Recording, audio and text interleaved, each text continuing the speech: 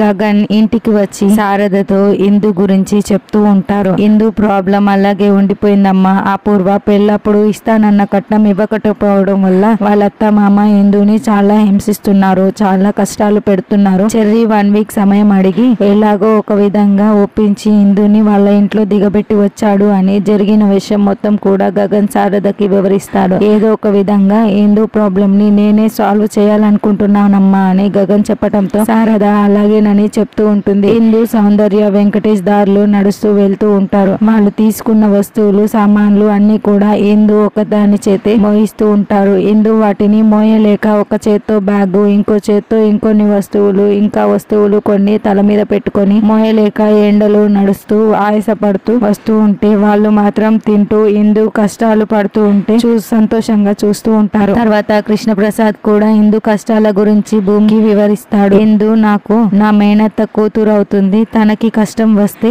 నాకు కష్టం వచ్చినట్లే, రండి నేను నాన్నతో మాట్లాడతాను అని భూమి అంటుంది. కానీ నువ్వు చెప్పిన వింటారో లేదో అపూర్వ మళ్ళీ ఏం చేస్తుందో అని కేపీ అంటే, అవన్నీ ఎందుకు మావయ్య, నేను నాన్నతో మాట్లాడతాను, మీరు రండి మావయ్య అని భూమి, నాన్న నేను మీతో ఒక విషయం మాట్లాడాలి అని భూమి చెప్పటంతో అక్కడే బామ్మ బిందు కూడా నిలబడి ఉంటారు. అప్పుడే సరిగ్గా అపూర్వ అక్కడికి వస్తుంది. ఏదో మాట్లాడాలి అని భూమి చెప్తూ ఉంటే అపూర్వ చాలా కోపంగా భూమి వైపు చూస్తూ ఉంటుంది. మరి భూమి శరత్ చంద్రతో మాట్లాడి కట్నం డబ్బులు ఇప్పిస్తుందా, లేకుంటే గగనే కట్నం డబ్బులు ఇచ్చి ఇందుని కాపాడతాడా అన్నది రానున్న ఎపిసోడ్ లో తెలుసుకుందాం.